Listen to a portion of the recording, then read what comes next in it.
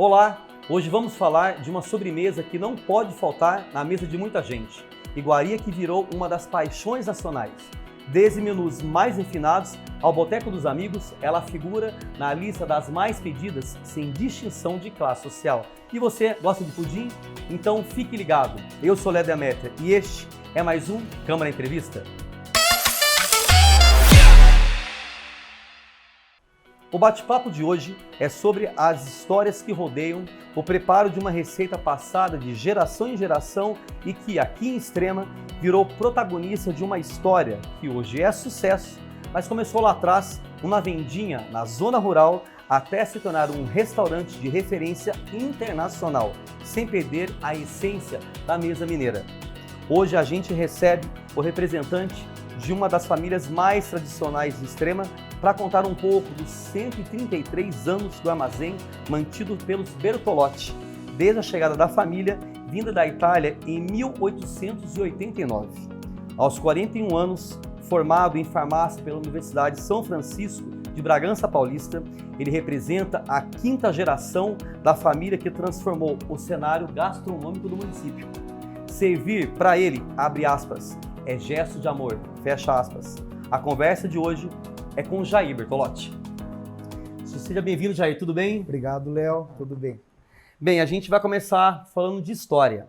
Você representa a quinta geração dos Bertolotti, sim, família que deu uma contribuição para a cidade, né? Conta um pouco para a gente dessa história da sua família e da relação com os Bertolotti com Extrema. Eu sou a quinta geração, como você disse. O armazém ele existe desde 1889, quando a minha família chega no Brasil. Já chega e são instalados em Extrema, né? Na ocasião onde é o armazém mesmo. Então existe ali o casarão da família, que no porão funcionava a vendinha, o armazém de secos e molhados. A venda acabava sendo o ponto de encontro de todas as pessoas nos finais. Uma parada obrigatória, né? Uma parada obrigatória, literalmente. Você não tinha Fernão Dias, né? Então as pessoas trajetavam por ali para acessar o município de Extrema. A gente tem como referência, assim, quem eu conheci, que foi meu avô, o Tica Bertolotti, mas como italianos e também essa relação com mineiros, então a história faz parte da nossa vida e é uma coisa que foi pregada desde muito cedo. Então a gente sempre ouviu falar dos contos, dos causos, e a venda, mesmo a gente acompanhando e frequentando ela desde pequenininho, desde menino, desde moleque. Então você via tudo acontecer, você ouvia todas as histórias. Eu até costumo dizer para as minhas crianças, os meus sobrinhos, que eu crio como se fossem meus filhos, que a venda, eles têm um privilégio que poucos têm, de viver um presente, graças a Deus, com qualidade de vida, mas de ter uma bagagem histórica, né, da família, a história do que rodeia a nossa família, o nosso restaurante e a cidade em si. Como extremense, tenho muito orgulho da cidade que eu vivo, da onde venho, mas sou totalmente grato ao restaurante que virou, ao que se tornou, mas assim, sem sombra de dúvidas, o meu orgulho maior é de ser um Bertolotti. Jair, como é que surgiu a ideia do armazém? A família já tinha alguma tradição em trabalhar no comércio? De quem foi a ideia, né? E lá atrás, a primeira venda foi criada para atender moradores da fazenda ou atendia também pessoas da região e da cidade? Na verdade, a vendinha sempre foi a venda para atender os moradores do bairro, do sítio, né? Ali da região, a fazenda em si. Depois deixou de ser, bem mais cedo deixou de ser fazenda, né? Era só daí a casa, a venda, e os moradores da região compravam, desde a época ainda de cardeneta, sim, antes da cardeneta ainda a época da barganha, né? Você comprava, marcava, livro, e uma vez ao ano você pagava. Então você tinha que comprar, colher, e nas safras você fazia a barganha, a troca, e quitava ali seus débitos. A venda vendia de tudo, desde secos, molhados, mortalha, bacalhau, enfim, era um portfólio de produtos. A gente tem ainda os livros de conta que registram, consta todos esses registros de produtos que eram ali comercializados. Você se recorda da data? Eu tenho alguns livros de 1889, perdão. Temos livros da época já os que estão bem conservados são de 1930, que ainda é tudo contos de réis ainda. Então você preenchia a folha, tem ali todas as anotações, quando você faz a transferência para um próximo livro, para uma próxima folha. Enfim, a família era comerciante. Meu avô, o Tica Bertolotti, era comerciante. Ele herdou a venda do vô Anjo, né? Ângelo Bertolotti, a gente chamava, conhecido como Anjo. Ele e a avó Servilha, que era sua mãe, que era a nossa matriarca, a italianona mesmo, que vamos dizer que geria e impunha as coisas para todos ali. E a avó delegou ao vô Tica, em determinado momento, cuidar do armazém, da vendinha. Do armazém ele era caminhoneiro, então ele tinha um caminhão que ele cortava lenha, tinha olaria e tudo mais, e tinha venda como negócio. Ele casou, criou todos os filhos, cresceram do armazém. Depois, quando ele faleceu, o armazém ficou para o tio Ferrante, irmão da minha mãe. O tio Ferrante passou para os seus filhos, o Alexandre, depois para o Fernando, e os dois já não queriam seguir, voltou para um outro tio, que era o tio Marcelo. De mãos em mãos, de geração em geração. Exatamente. Aí o tio Marcelo tocou por 1 ano, 2 anos. Aí quando foi 2005, meu pai era caminhoneiro, Bertolotti é minha mãe, que também tem o mesmo nome que a Bisa, então também chamada Servilha. A Bisa tinha o hábito de todas as mulheres das quais ela gostava, ela dava o mesmo nome dela, como Servilha. Então uma tradição antiga, né? Existem 3 Servilhas Bertolottis, coincidentemente todas no mesmo túmulo. Então, que já são falecidos, mas assim, todas eram chamadas de Servilha. Aí o apelido da minha mãe, todas as filhas e filhos, a avó Servilha dava o nome, como matriarca, e meu avô acabava dando algum apelido. Então minha mãe era tida como Preta, por ser muito branquinha, o apelido dela era Preta. Então a mãe foi assumir a venda em 2005. Como o pai era caminhoneiro, a minha avó, ainda viva, a avó Tica, esposa do vô, viúva, né, do vô Tica, ela falou, para comer um prato de arroz com feijão, o que a venda tem, dá. E aí meu irmão, o Du, que hoje é o nosso chefe de cozinha, precisava fazer um transplante de córnea na época. Então meu pai havia vendido o caminhão para poder fazer esse transplante. A vida já estava difícil, super complicada, e aí ficou um pouco mais. E aí foi onde a gente começou a trabalhar no armazém. Eu estudava em Bragança, trabalhava... São Francisco. Exato. Na verdade, eu trabalhava e os donos da farmácia pagaram meus estudos para eu fazer a faculdade, a graduação. Tudo que nós temos, a gente é muito grato e devemos a ele. Eles lá em Bragança que fizeram, assim, de um tudo por nós também. Foi quando, em 2005, o pai com a mãe assumiu a venda. Passados 6 meses, a nossa avó, a avó Tica, acabou falecendo de câncer.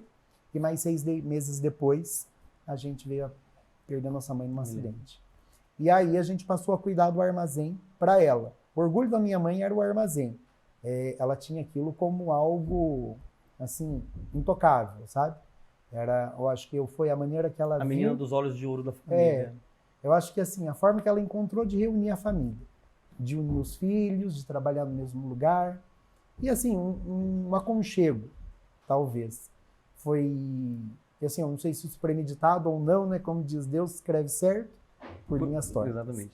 Então... Exatamente. Você falou da sua avó, saudosa Dona Servilha, sua bisavó, foi figura fundamental na história dos negócios da família, para que hoje, lá atrás, a antiga venda viesse a se tornar o que é hoje, Jair. Fala um pouco desse período para a gente aí, desse investimento, dessa atenção dela.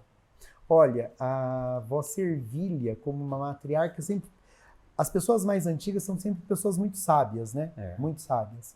E diferente do que é hoje, sempre pensava não no presente, mas acabava pensando de maneiras distintas, né, da sua forma, visionar o futuro. Então, assim, o armazém sempre foi um ganha-pão, onde sempre tinha-se o interesse de passar de geração em geração. Então, sempre foi muito bem ensinado os filhos, os netos, a terem... Valores, né? Valores, exatamente. E valores e assumirem aquilo como um negócio. Então, desde pequenos, todos eram comerciantes, de alguma forma. Na veia, né? Exatamente. Minha mãe contava, né, que, assim, todos eles brincavam ao redor da venda. As brincadeiras, tanto que todos os filhos, mesmo, todos iam à escola, mas nunca atingiam um estudo muito elevado, tipo, de ir a uma universidade, isso eles nunca tiveram. Mas a matemática é uma coisa assim que eles sabiam de cor e salteado, em todos os aspectos eram treinados. Uma tabuada, a questão de gravar, memorizar. Eu aprendi com a minha mãe, isso todos nós temos em casa, que é a memória fotográfica. E assim, sem saber, eles nos educavam a ter qualidades que você leva e carrega para a vida, entendeu? Exatamente. Seu avô, Tica Bertolotti, também foi uma pessoa muito importante, um comerciante na cidade. Conta pra gente, Jair, quem foi seu Tica? O pouco que eu conheci, sempre me encantei.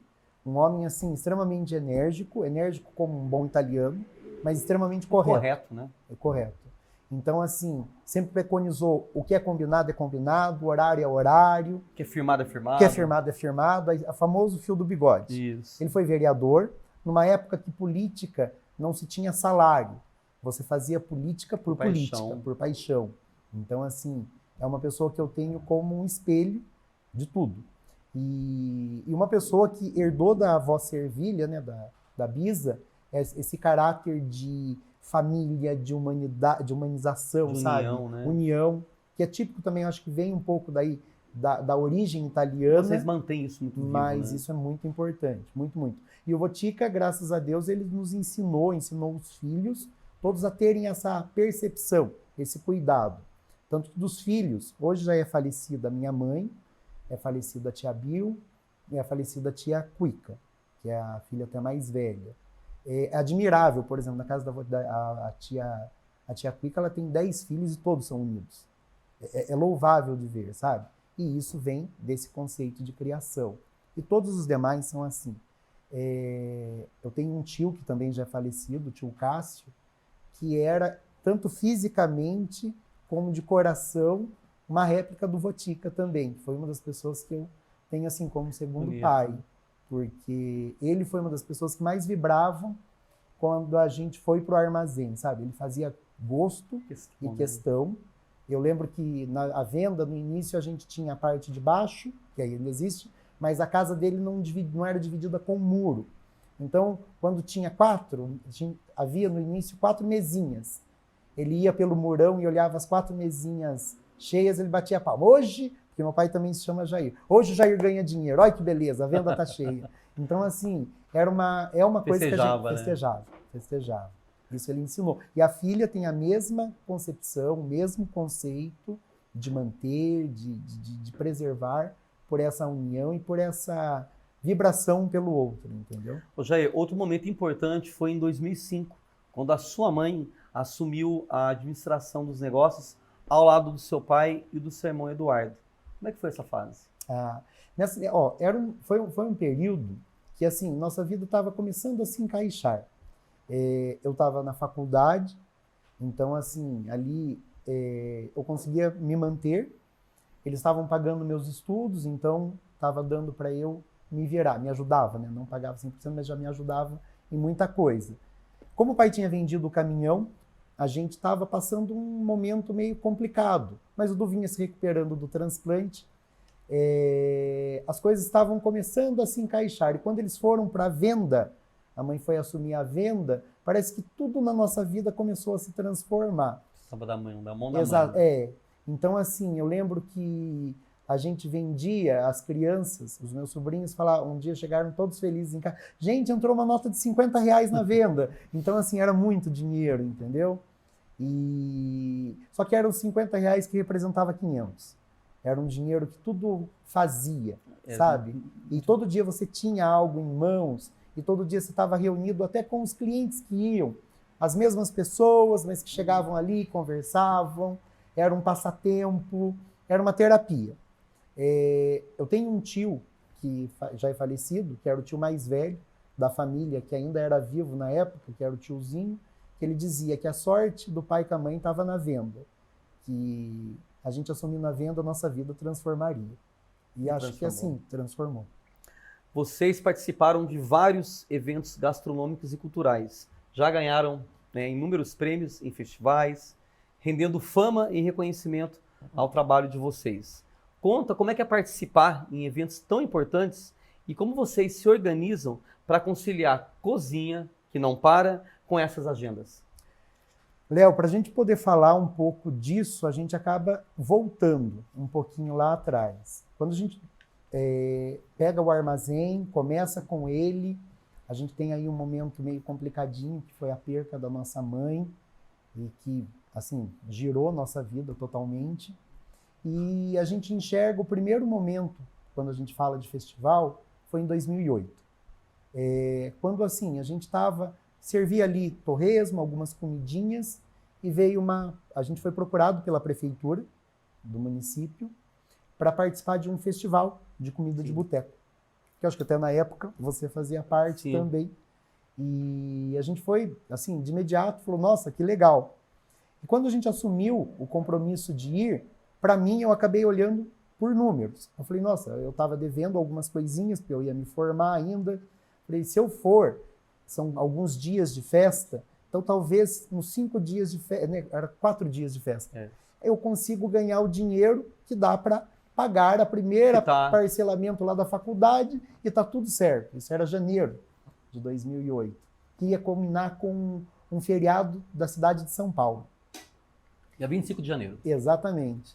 E aí, quando a gente foi para o festival, foi tudo muito improvisado, foi a primeira vez.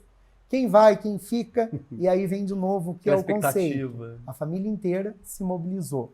Desde eu, o Du, claro, né, que é quem comandava já o restaurante, o pai, todos os meus sobrinhos, a minha tia Neuza, a Tata, minhas outras primas. Então todo mundo se mobilizou. Em família. Sim. No primeiro dia de evento da cidade, todos já falavam que a gente seria os ganhadores. Eu lembro que até uma das pessoas que eu tenho uma gratidão eterna, que é a Marisa e a Maristela, que são aqui da cidade, da família Monteiro. Eu lembro que a Marisa falou, gente, não tem para ninguém comer um torresmo desse. E com certeza vocês ganharam. É um dos carros-chefes do Bertolotti. E eu lembro quando ela falou aquilo, aí que foi despertar em mim. Falei, gente, a gente ganhou, será que a gente ganha o festival, independente de dinheiro? Só que o que a gente precisava ganhar nos 4 dias de festas, a gente ganhou no primeiro. E no último a gente foi o campeão com o melhor torresmo. Que bacana. Merecedor, né? Sim. E dali a gente gravou um programa e conhecemos um cara que estava na cidade que falou, seu torresmo é ótimo e você deveria buscar BH com um torresmo desse. O tributo ao estado de Minas Gerais. No ano seguinte, em 2009, teve um novo Comida de Boteco, onde a gente participou, dessa vez com outro prato, que era uma costelinha de porco, e novamente ganhamos. Aí a gente resolveu buscar novos horizontes, a gente viu o potencial e falou, por que não ousar? E via que a vendinha, em paralelo, tinha 4 mesinhas, que servia o torresmo com algumas cervejas e algumas coisas, e raramente alguém pedia comida, começou a ser um atrativo de comer torresmo. Se tornou uma referência, né? Exato. Se eu pedir torresmo, faz arroz, tutu. Se eu pedir, consegue fazer um frango caipira? E a venda foi começando a rodar e tornar-se, ao acaso, um restaurante. Em 2009, a gente já tinha algumas mesas a mais, alguns lugares a mais, como restaurante já mesmo, mas a explosão aconteceu a partir de 2010, 2011, quando a gente entrou no Guia 4 Rodas. A Extrema entra no Guia 4 Rodas através do nome Armazém Bertolotti, da Centauro como outlet e da loja Balduco. Eu lembro quando eu li aquilo, eu falei, caramba, é o meu nome do lado de 2 grandes marcas. E aí eu sempre pensei ousado, eu falei, se o meu nome está ao lado de 2 marcas, por que meu nome não pode ser tão grande quanto? Sim, com certeza. E o Du, assim, eu sempre tive a mente de empreender e o Du sempre a mente de executar. Acho que sempre isso funcionou muito bem. Meu pai sempre nos ajudou muito, mas a gente sempre pensava junto nisso. A Angélica, minha irmã, é a mais velha. Mas sempre também tínhamos esse consentimento com ela e a gente não tinha medo. Então, assim, a gente sempre buscava e buscava. Pudim. Pudim Bertolotti é uma receita que passou de mão em mão em família. Vocês esperavam que essa sobremesa, Jair, fosse ter tanto sucesso? Vocês receberam tantos prêmios por causa do pudim? O pudim acontece que em 2012 vamos a Belo Horizonte como tributo ao estado de Minas. 2013 e a gente já começa a ouvir falar sobre o pudim. Quando a gente recebeu uma visita de um repórter do Jean no restaurante, que não foi para fazer uma matéria em específico, foi para conhecer, ele falou de um festival que rolava fora e começou a nos aguçar sobre isso. Quando foi 2014, a gente viaja para a Europa, num festival que rola na França, que acontece na França, e a gente fica um mês, quase um mês e meio, correndo toda a França, apresentando o nosso prato, que é o pudim, para os grandes chefes. A gente vai para a Bretanha, a gente vai para Rennes, Lyon e Paris, com o pudim. Não sabíamos, nessa época, falar francês, tampouco inglês, era uma mistura de espanhol com portunhol, de uma maneira muito ousada, eu e o Du sozinhos lá, a gente era competidores, mas sendo avaliados como italianos pelos chefes franceses. E aí a gente falou, de graça, né? Porque o festival estava sendo patrocinado. Falei, a gente está lá, vamos passear, vamos aproveitar e vamos servir. A gente não tinha ideia de onde a gente poderia chegar. Mas onde estava entrando, né? Mas claro que todas as vezes que a gente estava ali apresentando, tinha-se o compromisso, tinha-se o medo e a dedicação, mas a gente... É assim, Léo, o pudim é uma receita da avó que passou para minha mãe, e o Du, meu irmão, é o único que sabe fazer esse pudim, tal qual. E o que acontece? Para nós, quando a gente chegou lá, existe, eu acho que, na verdade, receitas existem várias. Receita é uma só, ou são diversas delas. Mais de 20 tipos de pudim no Brasil, né? E comida, quando você mexe, acho que existe muito uma magia por trás dela. Uma alquimia, né? Uma alquimia.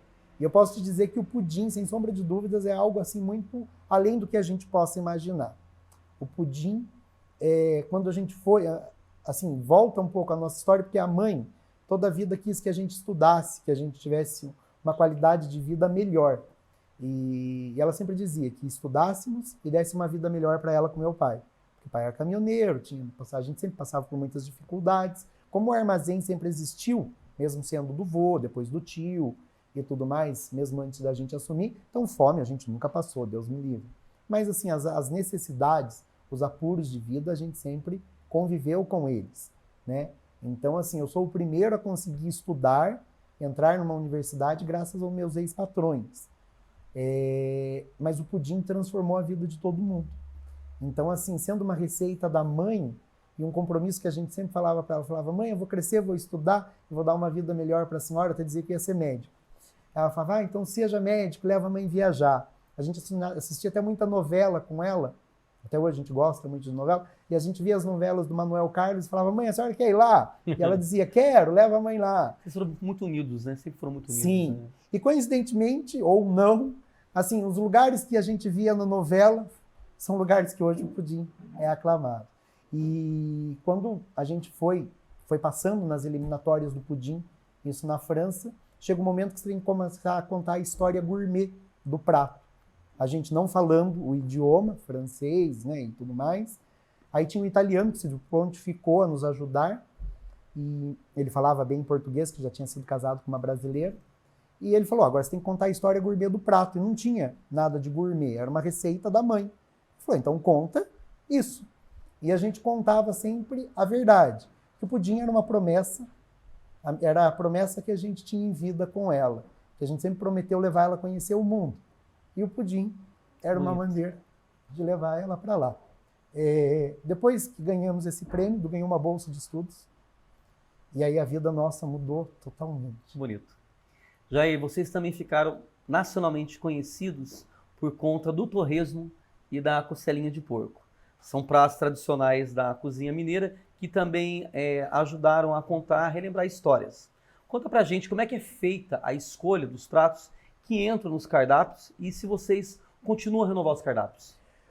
O Du, ele tem uma pegada muito afetiva. Então, assim, a gente sempre... Nossa ideia nunca é criar coisas que já existem. Assim, a mão do seu irmão do Vale Ouro, né? Vale Ouro. A gente fala, é o menino de ouro. O Du, ele sempre no conceito familiar, ele adequa, ele dá uma personalizada no que fazemos, mas sempre com a proposta de buscar aquilo que já existia. Então, assim, nós temos livros de receita da mãe, a Angélica tem livros de receita da mãe que ela passou a limpo, a mãe, o livro de receita da mãe, em algum momento, foi um livro que ela passou a limpo. Era uma prática comum naquela época, até para a escrita. Sim. Então, desde menininhas, moças, elas tinham que transcrever receitas antigas. Então, a gente se baseia muito nisso. Mas claro que o Du faz as suas adaptações, dá a sua implementada, que é uma coisa bem autoral dele, mas o torresmo, por exemplo, ele é 100% preparado como era antigamente. A gente só tem um cuidado da escolha da matéria-prima, né? Mas o torresmo, especificamente, a costelinha de porco, um tipo de costela, ela é exatamente o que era há 100 anos atrás. Aí já temos opções de costelinha de porco mais modernas, que também já participaram de festivais, já foram publicadas em algumas revistas, que é uma assada, uma manta de parmesão, que daí tem todo um outro propósito. Acaba sendo o que as pessoas chamam o famoso gourmet, mas um caipira chique. A gente não gosta desse Prefere manter a raiz. Mas sempre com um toque. A gente não deixa nada... Todos os ingredientes, toda a composição é daquilo que a gente tem ali. O armazém ele ficou conhecido lá fora e hoje ele recebe famosos, autoridades, grandes empresários, executivos. Vocês tiveram que mudar alguma coisa para atender esse público mais exigente?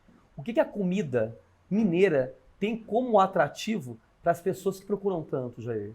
Eu acho que assim, a culinária mineira ela já é de alguma certa forma, ela fala por si só. Desde a origem, porque quando todo mundo já teve uma infância que foi na casa da avó, na fazenda da bisavó, ou enfim, conviveu com alguma coisa do interior, no período de férias ou não. Então ela tem muito essa proposta de trazer a nostalgia daquela alimentação da sua infância, em grandes bons... Né? E sempre está vinculado a boas lembranças. A mesa, né? A mesa cheia, a mesa farta, os momentos de comemoração, enfim. Então acho que isso por si é um atrativo. O armazém, a gente sempre ampliou aquilo que existiu. Então assim, acredito até que a gente tenha aí o nosso bom gosto de sempre querer melhorar. Então assim, desde o jardim, a gente sempre preza por manter o jardim bonito. Como o Du gosta muito de viajar e assim, os cursos que ele faz fora, a gente sempre busca, não só nas viagens, trazer novas referências para receitas, mas trazer dessas viagens conteúdos e referências para melhorar ali. Então, por exemplo, inicialmente o nosso restaurante não tinha chafariz, mas eu sempre achava o máximo. Se a gente tem essa pegada de Toscana mineira, existir um chafariz, exatamente. Se a gente tem um jardim que ele seja bonito o suficiente. Eu acho que essa composição em meio à natureza tornou-se um conjunto. Comida, ambiente, claro, atendimento, que é a questão da mineralidade, autenticidade. O bem receber do mineiro. O bem receber. Eu acho que isso acaba sendo um caminho que atrai tantas pessoas, assim, desde celebridades a autoridades. Mas aí ainda acredito muito, é a magia do local. As pessoas falam, por que você não abre um Bertolotti em Bragança? Ou vamos abrir um Bertolotti em Atibaia. Não seria a mesma coisa que a magia que está ali. Ali, presente. Quando você vai com intuito de festival, nós vamos e levamos esse encanto, né? Mas quando você diz a estrutura, como hoje, a gente indo agora para os Estados Unidos, até coincidentemente os lugares onde vão ser comercializados o nosso pudim, são locais que têm muito essa pegada familiar, por incrível que pareça, mesmo sendo na capital do mundo, em Nova York, é um restaurante que tem muito esse conceito. Mas o armazém em si, o público que vai ali, ele acaba sendo recebido por esse conjunto de coisas, do ambiente, da natureza, de tudo. Tanto que assim, nós temos ali, às vezes as pessoas falam, vocês recebem bichinhos, né? Posso levar meu pet? A gente fala, claro, porque é um lugar aberto. Então você está comendo, você está vendo uma galinha passar ao seu lado. Hoje mesmo a galinha picou, tem 15 pintinhos para lá e para cá. Então assim, faz parte do cenário. É um ambiente, né? Temos o Chico, que é o macaquinho, que tem dia que aparece, tem dia que não. Então ele compõe o local. Tem a temporada dos passarinhos que vem, tem o período do sabiá que está ali, é mansinho. Enfim, então é todo esse conjunto e assim, tudo bem ao natural. Bem ao natural. Já então, o pudim de Extrema para o mundo. Como é que funciona o preparo na logística, a questão de levar os ingredientes para outros países? Como é que funciona tudo isso? Na verdade, o pudim a gente vem lutando, né? A gente começou a ter esse interesse, e da parte deles também, quando nos procuraram, desde 2022. Esse ano, em junho, a gente foi fazer um taste com eles, com uma empresa, que é uma empresa de business, de investidores, onde eles estão comprando a marca Pudim Bertolotti.